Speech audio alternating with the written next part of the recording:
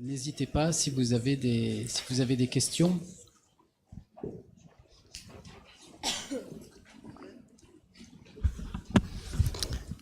Oui, bonjour Olivier Goulet. Merci aux deux éminentes et brillantes oratrices. Ma première question va à Genaël Good.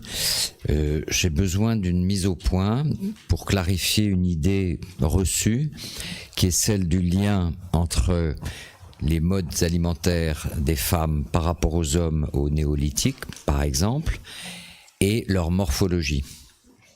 Et que ça expliquerait en grande partie les différences morphologiques entre hommes et femmes qui se sont transmises de génération en génération et qui sont en train de se gommer. Alors, vous parlez de stature, comme Oui. vous parlez de, voilà. Oui. Donc des différences staturales. On a des différences staturales aussi au paléolithique, entre les hommes et les femmes. Donc il y a pas que l'alimentation qui peut jouer là-dessus, mais effectivement l'alimentation peut jouer à long terme sur ces différences de stature. Après, on n'a pas je pense qu'au jour d'aujourd'hui, on n'a pas assez de données comme celle-ci, c'est-à-dire individuelle sur une grosse quantité de collections où on a des individus bien sexés, c'est-à-dire qu'on est bien sûr que ce soit un homme ou une femme, parce que c'est assez compliqué. Je ne sais pas si ça a paru évident ou pas dans la présentation, mais on peut se baser que sur les bassins pour être sûr, ou alors sur des travaux génétiques, mais là c'est beaucoup plus compliqué et la conservation ne permet pas toujours. Donc je pense qu'au jour d'aujourd'hui, on n'a pas de travaux à grande échelle, mais c'est tout à fait probable. Mais il y a vraiment une différence aussi dans la stature et dans la morphologie aussi de l'épaisseur corticale entre les hommes et les femmes. Nezamouane, Rabat, Maroc. Moi, j'ai une question à Madame Sophie Niklos par rapport, justement, vous avez parlé à la fin en disant que la manière, justement, de donner les aliments également intervient. Moi, je voulais parler de la manière, est-ce que c'est par rapport au mode d'administration? Parce que j'ai été frappée par les différentes photos jusqu'à 12 mois. Donc, c'est essentiellement une administration par le biberon. Et est-ce que le fait, j'ai pas vu également l'étape du finger food. Je sais que chez nous, dans les milieux urbains, on a tendance à ne pas vraiment l'apprécier parce que c'est salissant, etc. C'est plus dans le milieu rural. Donc, est-ce que là aussi, ça a une influence? Et puis, par rapport aux enfants au sein et aux enfants qui sont sous alimentation au biberon. Merci. Alors, effectivement, j'ai pas vraiment directement traité ça. Alors, sur la différence entre sein et biberon, donc au-delà de la composition de ce qui va être consommé, il y a des travaux notamment conduits aux États-Unis qui montrent que, en fait, la différence essentielle entre ces deux modes d'alimentation, c'est le contrôle que la mère peut exercer ou non sur la consommation par l'enfant. Et en fait, dans l'alimentation au sein, à la demande, c'est l'enfant finalement qui consomme et qui décide quand il mange, quand il s'arrête de manger. Avec l'alimentation au biberon, la tentation qui peut exister pour certaines mères, c'est de forcer, entre guillemets, l'enfant à finir son biberon, et donc avec un contrôle maternel plus important, qui peut aller à l'encontre des signaux de rassasiement de l'enfant, en fait. Simplement parce que le pédiatre a dit il faut consommer 180 ml, et donc la maman va vouloir faire consommer les 180 ml, alors que l'enfant, peut-être, ça va s'arrêter à 160 ml.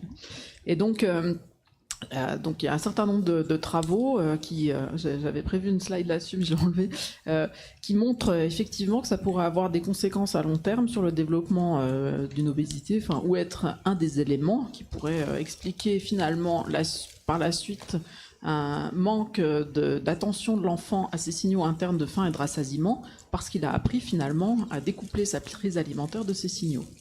Donc effectivement, c'est un point important. Il y a où à vider son assiette. Donc il y a beaucoup d'études observationnelles sur ces aspects-là.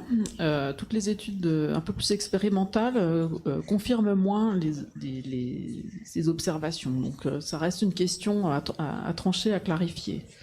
Après, mon propos donc sur le style d'alimentation, il était plutôt relatif. Alors, les finger food, pardon, je vais aller dans l'ordre. Donc les finger food, il y a vraiment différentes manières de nourrir un enfant et je pense pas qu'on puisse dire il y a une stratégie idéale, absolue et universelle. Enfin, les stratégies, elles sont aussi liées aux cultures alimentaires et c'est très bien comme ça, je pense, qu'on puisse avoir des cultures alimentaires qui soient différentes les unes des autres. Ce qu'on a observé dans l'étude où on a regardé l'acceptation des textures, c'est que l'enfant acceptait plus facilement les aliments s'il avait la possibilité de toucher l'aliment avec ses doigts avant de le mettre en bouche. En touchant l'aliment, il prend des informations sur la texture qui l'aident à se préparer aussi à la manière de consommer l'aliment. Donc ça semble être aussi un comportement adaptatif. Et comme vous l'aviez dit justement, pour certains parents, c'est sale, ou ça peut conduire à faire plein de saletés, et donc c'est pas souhaité. Donc voilà. Bon, après, je laisse à chaque parent le soin de comprendre, enfin, juger ce qui est mieux pour eux. Et donc mon propos sur le style alimentaire, c'était aussi sur la façon de donner, donc l'accompagnement. Donc pour les styles, on définit 2 grandes dimensions. Le fait d'établir ou non des règles et le fait de présenter une certaine flexibilité par rapport à ces règles. Et donc un style avec beaucoup de règles et très peu de flexibilité, on va l'appeler autoritaire. Donc en général, c'est des parents qui cherchent l'enfant à ce que l'enfant finisse son assiette ou qui veulent forcer la consommation de certains aliments. Ça, on sait que c'est plutôt délétère parce que c'est associé à une diminution des préférences pour les aliments. Et là encore, le fait de forcer, finalement, ça ne permet pas de respecter les signaux de faim et de rassasiement de l'enfant. Donc à l'inverse, on a un style sans règles et sans contrôle, et très flexible, pardon. Donc le style dit indulgent, où là finalement on laisse faire, c'est pas très formateur non plus. Le style qui semble le plus idéal, c'est celui qu'on appelle démocratique, c'est-à-dire le fait que le parent ait certaines règles éducatives en matière d'alimentation et soit capable aussi d'une certaine flexibilité en fonction des circonstances, par exemple si l'enfant est fatigué, etc. Et donc qui amène l'enfant à goûter pour forger son répertoire alimentaire, pour favoriser des expériences alimentaires qui ensuite donc lui permettent d'apprendre et d'élargir son répertoire, mais en respectant le fait que certains jours, s'il est fatigué, il ne va pas pouvoir goûter. En fait. Voilà, j'espère que j'ai clarifié.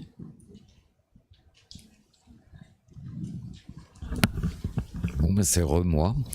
C'est une question à la fois pour les pédiatres qui prescrivent et qui, je dirais, demandent le relais des diététiciens pour aboutir à l'enrichissement, c'est-à-dire au rajout un peu sournois dans la portion de purée, de ci, de ça, de substrat énergétique. Et tu as dit qu'en fait les enfants s'en apercevaient et qu'ils régulaient en fonction de la densité énergétique. Donc ça veut dire que c'est en pratique un mauvais plan. Mais si on met ça en miroir avec certaines addictions, sans compter le volume ni la densité énergétique de certains enfants à des aliments qui sont pas très recommandés, comment est-ce que d'un côté il y a des enfants qui s'aperçoivent que c'est trop, qu'ils en veulent pas, et de l'autre des enfants qui se laissent aller à, je dirais, une espèce d'hyperphagie très énergétique. Donc il y a une question pratique, une question plus, je dirais, de switch à un comportement différent. Alors sur l'enrichissement, c'est une question vraiment intéressante. Je pense qu'il faudrait l'étudier à plus long terme. Là, dans l'étude qu'on a réalisée, donc on a bien observé ce que je montrais avec la purée d'artichaut. Ce que j'ai pas dit, c'est que ce qu'on observe, c'est la consommation de la purée d'artichaut nature sans enrichissement. Donc ce que ça dit, c'est que l'enfant a appris à associer le goût de l'artichaut avec la densité énergétique et qu'il en consomme moins. Mais ça ne renseigne pas directement sur la façon dont il modulerait à long terme la consommation d'un aliment enrichi. Je ne sais pas si je suis très claire, mais c'est une question vraiment importante. Alors peut-être sur l'enrichissement, moi ce que je veux signaler, ce qu'on a observé à l'appui des données de la cohorte ELF, donc là c'était pas une approche expérimentale mais plutôt observationnelle. Donc on a regardé les pratiques de diversification en fonction de la corpulence de l'enfant. Donc corpulence qu'on estime à 3 mois avec différents paramètres qui nous indiquent soit les Z-scores de poids, de taille ou de corpulence, la vitesse de croissance. Enfin bon, je vais passer les détails. On observe que les enfants qui sont plus corpulents à 3 mois sont diversifiés plus tôt. Probablement, ils ont été estimés par les nourriciers comme ayant un besoin énergétique plus important, qui amène à une diversification un peu plus précoce. Mais en parallèle, on a observé moins d'ajout de matières grasses dans l'alimentation de ces enfants.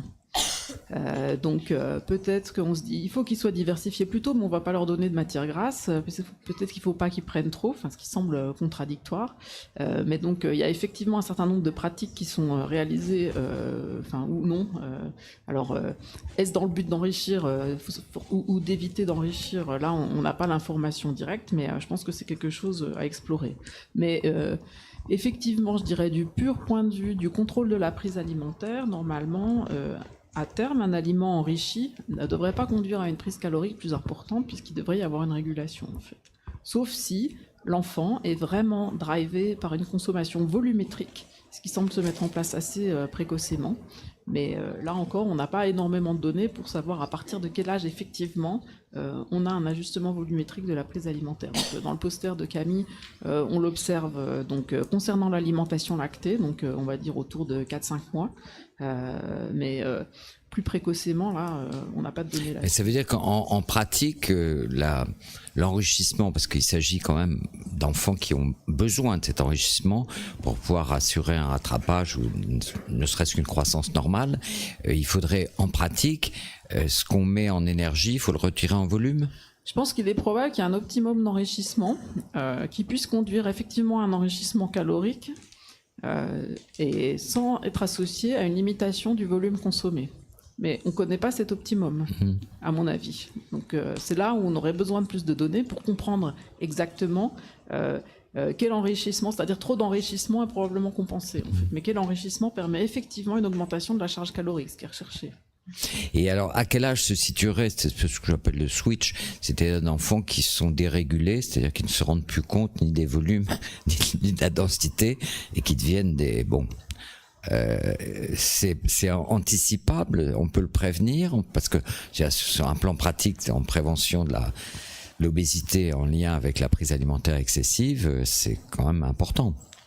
Alors, l'étiologie de l'obésité est complexe. Elle est multifactorielle, on le sait. C'est un peu peut-être rapide de pouvoir dire on peut le prévenir, mais je pense au travers d'une réflexion sur les pratiques précoces d'alimentation, oui, on peut essayer d'avoir des recommandations qui permettent d'éviter de conduire à l'obésité. Et donc, une réflexion sur la gestion des quantités consommées qui décide la mère ou l'enfant, donc ça rejoint la discussion sur biberon versus sein ou contrôle maternel versus contrôle de l'enfant, enfin par l'enfant. Donc ça c'est vraiment important. Et puis la gestion des quantités tout au long du développement de l'enfant. Finis ton assiette, c'est complètement contre-productif en termes de gestion de la quantité par l'enfant. Ça n'a pas de sens. Mais ça suppose, si on admet de ne pas dire finis ton assiette à l'enfant, ça suppose de faire confiance en l'enfant et dans ses capacités aussi à identifier son rassasiement et à sa non-intention de nous rouler dans la farine. C'est très difficile, même quand on connaît bien le sujet. Très bien, on va clore cette session. Je voulais encore remercier les oratrices et puis vous pour votre présence. Merci.